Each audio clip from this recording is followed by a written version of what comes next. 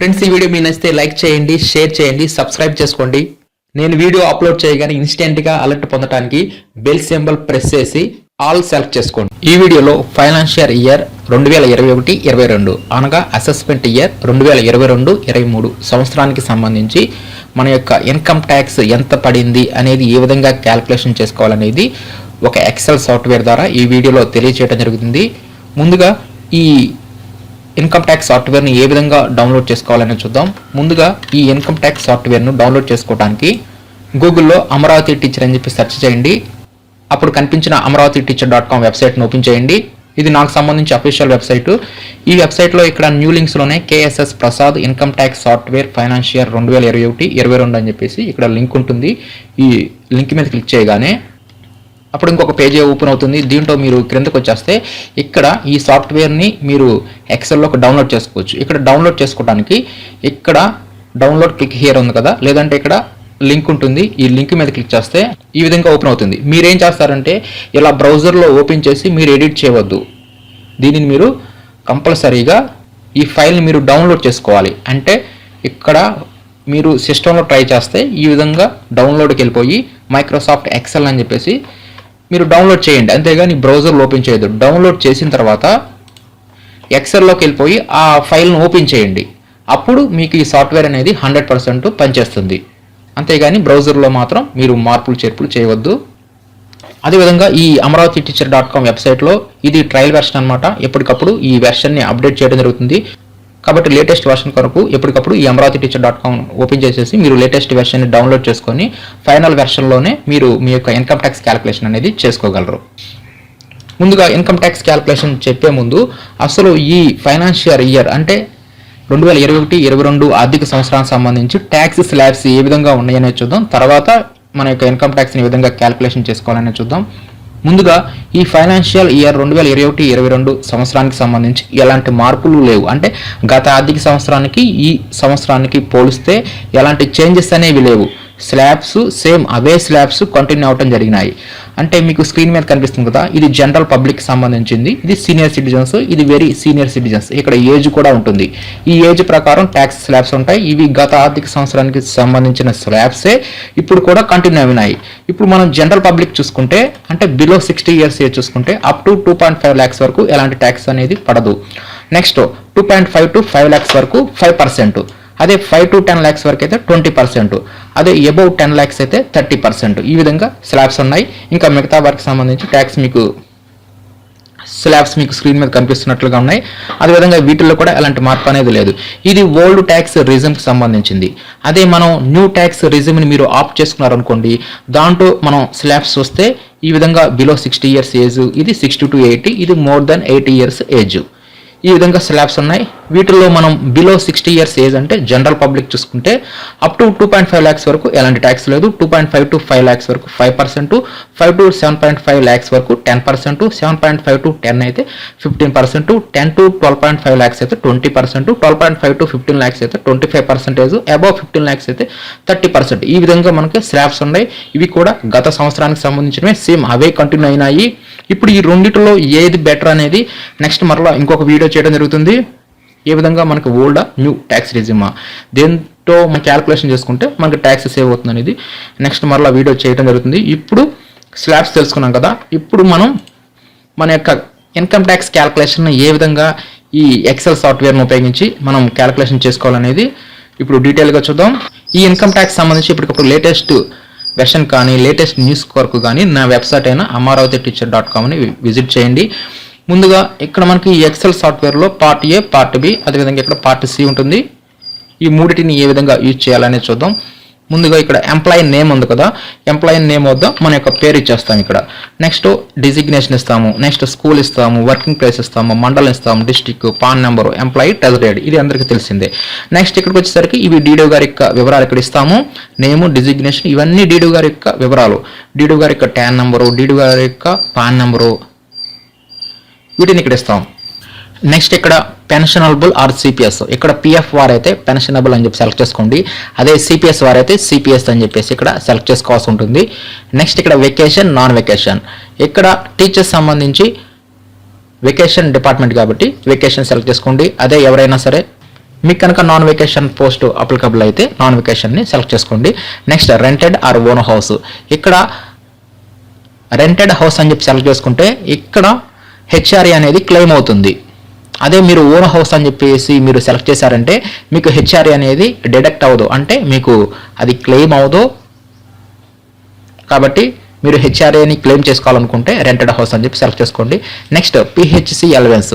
ఇక్కడ PHC allowance ఎవరికైతే ఉంటుందో వారు ఈ 2 ఆప్షన్స్లో ఒకదాన్ని సెలెక్ట్ చేసుకోవాలి. అంటే విత్ హాలిడేస్లో కనుక మీకు శాలరీ చేస్తే విత్ హాలిడేస్ సెలెక్ట్ చేసుకోండి, వితౌట్ హాలిడేస్ అయితే వితౌట్ హాలిడేస్ని సెలెక్ట్ చేసుకోండి. మీకు ఏదైతే అప్లికబుల్ అవుతుందో దాన్ని సెలెక్ట్ చేసుకోండి.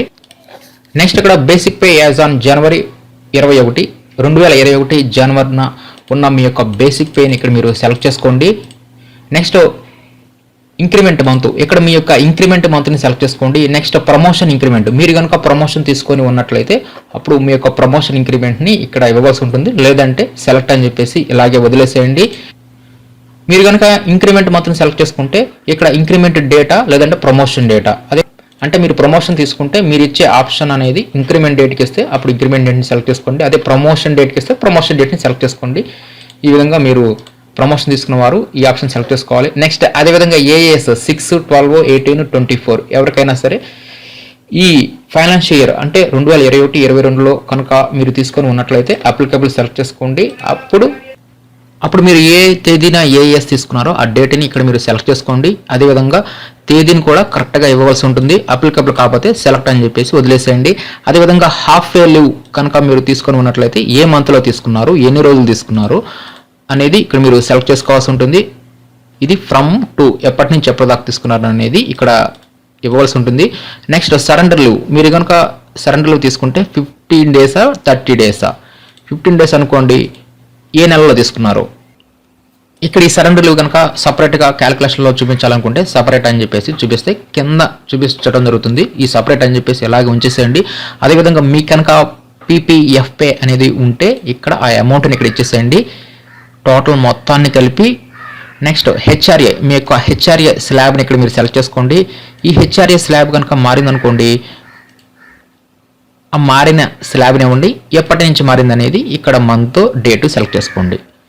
ఒకవేళ మారకపోతే సెలెక్ట్ అని చెప్పేసి వదిలేసేయండి. అదేవిధంగా ఇక్కడ మీరు కనుక పెన్షన్ అనుకోండి, అప్పుడు జెడ్పీపీఎఫ్ కాంట్రిబ్యూషన్ ఎంత అనేది ఇవ్వాలి. నెక్స్ట్ ఆ కాంట్రిబ్యూషన్ సపోజ్ ఇక్కడ 5000 అనుకోండి, అది మారితే ఆ మారిన అమౌంట్ని ఇక్కడ ఇవ్వవలసి ఉంటుంది. నెక్స్ట్ అది ఎప్పటి నుంచి మారింది అనేది ఇక్కడ డేట్ సెలెక్ట్ చేసుకోవాలి. ఈ విధంగా ఇక్కడ ఇఫ్ చేంజ్ అని ఉన్నవన్నీ ఇక్కడ మారినవి అనమాట. అంటే ఇక్కడ పిఎఫ్ అమౌంట్ ఇస్తాం, మారితే పక్కన ఇస్తాం. ఇక్కడ ఏపీజీఎల్ అమౌంట్ ఇస్తాం, మారితే ఇక్కడ ఇస్తాం. డేట్ ఇక్కడ సెలెక్ట్ చేసుకుంటాం ఎప్పటి నుంచి మారింది అనేది. ఇక్కడ జిఐఎస్ ఇస్తాం, ఒకవేళ మారితే ఎంత మారింది, ఎప్పటి నుంచి మారింది అనేది. అదేవిధంగా ఎల్ఐసి, శాలరీలో కనుక ఎల్ఐసి ప్రీమియం అనేది కట్ అవుతుంటే అప్పుడు ఎంత కట్ అవుతుంది, ఒకవేళ దాని అమౌంట్ని మీరు మార్చుకొని ఉన్నట్లయితే ఎప్పటి నుంచి మారింది. అదేవిధంగా హెచ్ఎంఎల్వెన్స్, అదేవిధంగా ఈహెచ్ఎస్ అంటే ఎంప్లాయీ హెల్త్ స్కీమ్ సంబంధించి అమౌంట్ను ఇక్కడ ఇవ్వవలసి ఉంటుంది. నెక్స్ట్ ఎంప్లాయీ వెల్ఫేర్ ఫండ్ ఎంత కట్ అయింది ఇక్కడ ఇస్తాము. అదేవిధంగా సైనిక్ వెల్ఫేర్ ఫండ్ ఎంత కట్ అయింది అనేది ఇక్కడ ఇస్తాము. నెక్స్ట్ మీరు కనుక ఓల్డ్ ట్యాక్స్ ప్రకారం క్యాలిక్యులేషన్ చేయాలనుకుంటున్నారు, న్యూ ట్యాక్స్ ప్రకారం క్యాలిక్యులేషన్ చేయాలనుకుంటున్నారు అనేది ఇక్కడ ఓల్డ్ ట్యాక్స్ అయితే ఓల్డ్ ట్యాక్స్, అదే న్యూ ట్యాక్స్ రెజ్యూమ్ అయితే న్యూ ట్యాక్స్ని ఇక్కడ ఆఫ్ చేసుకోవాల్సి ఉంటుంది. నెక్స్ట్ చైల్డ్ ఫీ కన్సెషన్ కనుక మీకు అప్లికబుల్ అయితే ఎంత అమౌంట్ అనేది ఇక్కడ అమౌంట్ని ఎంటర్ చేస్తారు. అదేవిధంగా హెల్త్ డిపార్ట్మెంట్ సంబంధించి అలవెన్స్ వారు ఇక్కడ ఎంటర్ చేయాల్సి ఉంటుంది. అదేవిధంగా ఇక్కడ రేడర్ అలవెన్స్ ఉంటే ఆ అమౌంట్ని ఇస్తారు. సిసి అలవెన్స్ ఇక్కడ ఇవ్వచ్చు, ఎస్సీ అలవెన్స్ ఇక్కడ ఇస్తారు. అదేవిధంగా అడిషనల్ హెచ్ఆర్ఏ అప్లికబుల్ అయితే ఇక్కడ ఇస్తారు. ఈ విధంగా మన యొక్క ఎర్నింగ్స్ డిడక్షన్ ఇక్కడ ఇస్తాము. అదేవిధంగా నెక్స్ట్ ఇక్కడ income from short term capital gains ఇవి కనుక మీకు ఉన్నట్లయితే ఆ అమౌంట్ని ఇక్కడ ఇవ్వాల్సి ఉంటుంది. అదేవిధంగా ఇక్కడ మీకు కనుక ఇన్కమ్ ఫ్రమ్ అదర్ సోర్సెస్ని ఇప్పుడే చూపించాలనుకోండి, ఇక్కడ ఇన్కమ్ ఫ్రమ్ అదర్ సోర్సెస్ అని చెప్పేసి ఇక్కడ మీరు అమౌంట్ని ఇవ్వవచ్చు. ఈ విధంగా ఇవన్నీ మీకు అప్లికబుల్ అయితేనే మీరు ఇక్కడ చేసేసి ఇక్కడ అమౌంట్ని కూడా ఇచ్చేసేయండి. అదేవిధంగా ఇక్కడ రెంట్ పెయిడ్ బై యూ అని చెప్పేసి ఇది సాఫ్ట్వేర్ ఆటోమేటిక్గా హెచ్ఆర్ఏ మొత్తాన్ని క్లెయిమ్ చేయాలంటే ఎంత మంత్లీ రెంట్ అనేది క్యాలిక్యులేషన్ చేసి ఇక్కడ ఇస్తుంది. ఇక్కడ కొంతమంది 1 lakh దాటితే పాన్ కార్డు పెట్టాల్సి వస్తుందని చెప్పేసి 1 lakh లోపు ఇక్కడ అమౌంట్ని ఇస్తున్నారు. No problem. మాన్యువల్గా మీరు 1 lakh లోపు ఇవ్వాలంటే ఈ విధంగా మంత్లీ రెంట్ ఇచ్చేసేస్తే మీకు 1 lakh లోపు ఉంటుంది. ఇప్పుడు మీరు పాన్ కార్డ్ పెట్టాల్సిన అవసరం లేదు. కాబట్టి ఈ విధంగా మాన్యువల్గా రెంట్ని ఎడిట్ చేసుకోవాలంటే ఇక్కడ ఎడిట్ చేసుకోండి, monthly rent paid by you వద్ద. లేదంటే ఎలాంటి ప్రాబ్లం లేదనుకుంటే సిస్టమ్ క్యాలిక్యులేషన్ చేసిన ఆ రెంట్ని అలాగే ఉంచేసేయండి, హెచ్ఆర్ఏ మొత్తం క్లెయిమ్ అవుతుంది. నెక్స్ట్ అడ్వాన్స్ ట్యాక్స్ కనుక మీరు పే చేసి ఉన్నట్లయితే ఇక్కడ మార్చి నుంచి ఫిబ్రవరి వరకు ఇచ్చిన మొత్తం అడ్వాన్స్ ట్యాక్స్ని ఇక్కడ మీరు ఎంటర్ చేయండి. కంపల్సరీ ఈ వివరాలు ఎంటర్ చేయాల్సి ఉంటుంది. నెక్స్ట్ ఇక్కడ డిడక్షన్స్ సెక్షన్స్ దగ్గరికి వచ్చేస్తే ఇక్కడ ట్యూషన్ ఫీ కనుక ఎవరికైనా అప్లికబుల్ అయితే ట్యూషన్ ఫీ అమౌంట్ని ఇక్కడ ఇవ్వండి. ఇక్కడ మీరు అమౌంట్ని ఇచ్చారనుకోండి, ఎంత ఎలిజిబుల్ అనేది కూడా ఇక్కడ మీకు చూపించేస్తుంది. ఇవన్నీ ఏటీసీ కింద వస్తాయి. ఇక్కడ చూపించిన నేను సెలెక్ట్ చేసిన ఇవన్నీ ఈ ఏటీసీ అంటే 1.5 lakhs లోపు మాత్రమే మనం డిడక్షన్స్ని క్లెయిమ్ చేసుకోగలం. 1.5 దాటితే నో యూజ్ అనమాట. ఈ విధంగా ట్యూషన్ ఫీ ఉన్న వాళ్ళు ట్యూషన్ ఫీ దగ్గర ఇచ్చేసేయండి. అదేవిధంగా principal amount of home loan installment, ఎవరికైనా హౌసింగ్ లోన్ ఉంటే ఆ హౌసింగ్ లోన్ తాలూకు ప్రిన్సిపల్ అమౌంట్ని ఇక్కడ చూపెట్టాలి. ఎంత వస్తే అంత అమౌంట్ ఇక్కడ చూపెట్టండి. నెక్స్ట్ ఎల్ఐసి ప్రీమియం అనేది ఎంత వస్తుంది అనేది ఇయర్లో ఇవ్వండి. అదేవిధంగా పిఎల్ఐ ఉంటే పిఎల్ఐ, పీపీఎఫ్ అయితే పీపీఎఫ్, సుకన్య సమృద్ధి యోజన అయితే సుకన్య సమృద్ధి యోజన. ఈ విధంగా ఇక్కడ అన్ని రకాల ఇన్సూరెన్స్లు కానీ లేదంటే డిడక్షన్స్ కానీ సేవింగ్స్ అన్నీ ఉంటాయి దీంట్లో. ఒకవేళ మీరు ఈఎల్ఎస్ఎస్ తీసుకున్నారనుకోండి, ఈఎల్ఎస్ఎస్ సెలెక్ట్ చేసుకోండి. ఈ విధంగా అన్నీ ఉంటాయి. మీకు ఏదైతే అప్లికబుల్ అవుతుందో ఈ డ్రాప్ డౌన్ బాక్స్లో సెర్చ్ చేయండి, అన్నీ కనిపిస్తాయి. మొత్తం మీద ఈ ఏటీసీ అనేది 1.5 lakhs లోపు మాత్రమే మనం డిడక్షన్స్ని చూపించగలం. నెక్స్ట్ ఈ కిందకు వచ్చేస్తే ఇవి అదనం అనమాట. 1.5 lakhsకి అదనం అవుతుంది. దీంట్లో ఏమేమి ఉండేనా చూద్దాం. మీరు ఒక్కొక్కటి చూసుకోండి. ఇక్కడ దీంట్లో ఇంట్రెస్ట్ ఆఫ్ ఎడ్యుకేషన్ లోను, ఈ ఇంట్రెస్ట్ ఆఫ్ ఎడ్యుకేషన్ లోన్ అంటే ఇక్కడ అన్లిమిటెడ్ అమౌంట్ని చూపెట్టవచ్చు. ఒకవేళ మీకు తెలియలేదు అనుకోండి, సపోజ్ కొంత అమౌంట్ ఇక్కడ ఇచ్చేసేయండి. ఇవ్వగానే ఎంత లిమిట్ అనేది కూడా ఈ సాఫ్ట్వేర్ ఇక్కడ మీకు చూపిస్తుంది. అన్లిమిటెడ్ అనమాట ఎడ్యుకేషన్ లోన్ ఉంటే. అదే రాజీవ్ గాంధీ ఈక్విటీ స్కీమ్లో ఉంటే 25,000 లిమిట్.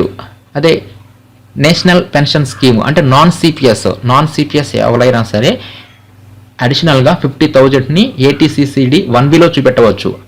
సిపిఎస్ వారు కాకుండా మిగతా వారు కనుక ఎన్పిఎస్ స్కీమ్లో ఆ అమౌంట్ని వారు సేవ్ చేసి ఉన్నట్లయితే ఇక్కడ చూపించవలసి ఉంటుంది. నాన్ సిపిఎస్ కింద ఇక్కడ ఏటీసీసీడీ 1B కింద వస్తుంది ఈ సెక్షన్ అనేది.